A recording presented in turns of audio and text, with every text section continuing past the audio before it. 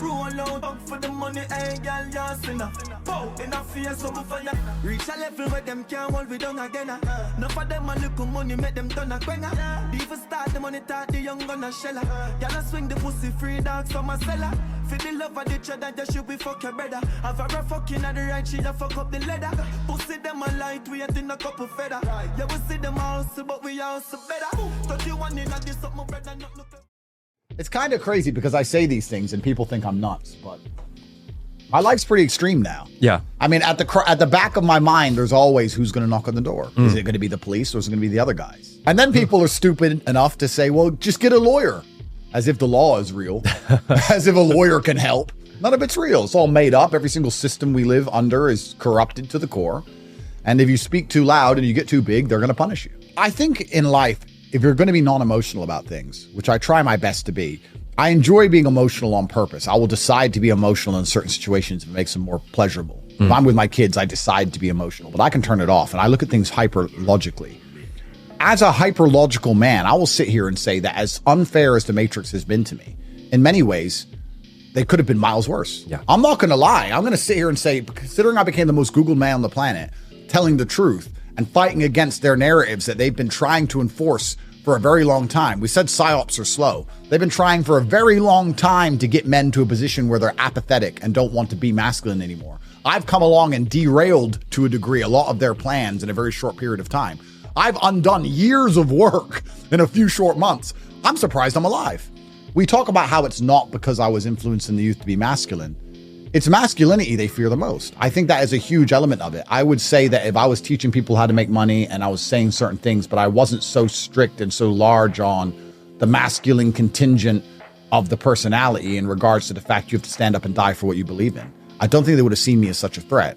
But I think they looked at me and thought, this guy is going to be hard to control. And I'll say right here on this podcast, I've been offered to shut up. Yeah. And many people don't understand that this is how selling your soul works, because I've tweeted before, if they ever kill me, the details on exactly how they asked me to sell my soul will be released, and that's true. But what they effectively do, I'll give you the very sanitized version, they come along with a sponsorship contract. And they come and say, look, we're going to pay you $50 million. Your official opinions are X, Y, and Z. You don't talk about this. You're going to wear these clothes, and you're going to act this way, and you're going to laugh when they make certain jokes about this certain haram crap, and you're going to be this kind of little fruity idiot like all the liberals are, and you're going to get paid all this money. And if anyone asks you about these things, you're going to say this, this, and this. And we're going to protect you. If I got this big telling everyone to chop their dick off and I wore a wig, I never would have gone to jail. But here I am saying, no, you're a man and you want to be respected in your household. And you want your wife to listen to you and you want to raise your kids. And they're your kids, they're not the government's. And you don't want the government to come along and force them to get transgender surgery because they got psyoped in school. And you want to have a say over the children you pay and raise. If you're a farmer and you have farm animals, you choose what vaccines and what injections go into that farm animal because you believe it benefits you. And that's what they did with the COVID vaccine. They saw us as nothing more than farm animals. And that's why I refused to get it. There's a lot of reasons I refused to get it. But I remember specifically saying, the government doesn't own my blood. It's my blood. The government can have my passport and my ID number or whatever. It is my blood. And if I get cut, I bleed it and I need it so I can stay alive. It doesn't belong to them. It belongs to me. And I decide what's in it. By extension, not only do they think of you as a farm animal because they get to decide what's in your bloodstream, if you have a farm animal and that farm animal has calves, they see that as their property also. The government sees you as property. You're just one of the ants in the ant farm, one of the cows on the farm, one of the robots in their big corporate machine. And your children belong to them too, in their mind. And they want your children to be good, productive members of the Matrix, which means they want to psyop our kids. And that's why that's exactly why they don't want a strong man and a loving wife and a good nuclear family, because you're now competition to their psyop machine. They're trying to remove the freedom of people and replace it with safety, because all governments have ever wanted since the dawn of human time is control of their populace. Yeah. It's what allows them to be most effective. I'm not going to even be mad at the government. If you're an ant, let's look at it from a business perspective. You have a business, I have a business, right? If I have a business, I have 110 people who work for me. If one of them didn't listen to me, I'd fire him. Yeah. Why would I keep him? My business is not effective if I have somebody inside of my company who has wrong think, right? They think wrong. I believe certain ideas. This is my company. And we have this one person here who disagrees with everything I say. That's annoying. I want him to go. That's fair and everybody would agree with me. Well, now you have to understand why the government hates us. The government wants everyone to comply and obey and do as it says and as it wants so it can run the government how it sees fit. I disagree with that. I am the bad employee. Yeah. I am the person who is annoying to them, especially someone like us, because we have a voice. Not only are we bad employees, we inspire other employees to be bad.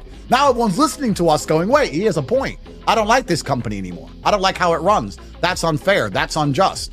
Then they want to fire us. But you can't fire us. So you have to put us in jail or teach us a lesson or sue us or take our money or slander us with the media machine. They have to punish us somehow. It's as simple as that. And it's scary. I saw a really interesting video on Twitter the other day about Alicia Keys during the Super Bowl performance. And it was someone recording the TV screen with their phone. And the first note she hit, or one of the first notes, was a sour note. She messed up the note. And then when they watched the video back on YouTube, the note was perfect. Really? They altered history. Wow. And they're saying that that's how scary it is, that if I hadn't seen this in real time with my own eyes, I wouldn't believe she'd missed that note. Yeah. And if I look it up on the internet, she hasn't missed a note. So as far as history is concerned, after I'm dead and this video is gone and everyone forgets in a few weeks from now, as far as history is concerned, her note was perfect. They have altered history. They alter history by controlling the information. That's only a singing note. It doesn't matter. Yeah. But wait till that applies to everything else. And it already has.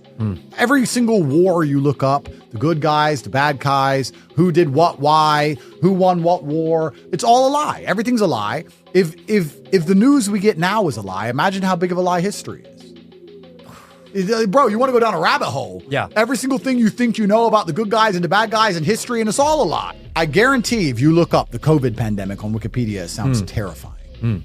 This amount of people died. This many people locked in their house. You had to get the vaccine. You needed 8 of them, or you were susceptible to a winter of severe illness and death.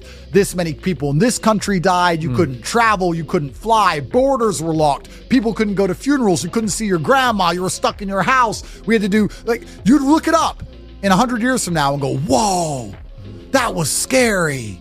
And what was the reality? The reality was I was walking around with no mask on, telling everyone to get fucked, and it was fine. They've altered history. They've literally altered history. The version of history you're going to read, it was nothing like the actual event. So we live in a post-truth world. Yeah. It's besides your own eyes, what can you trust? And that's what's even scary, because there's a huge contingent of the population who don't believe their own eyes. Yeah. They'll sit there and look at a man and go, that's a girl, because they're told to.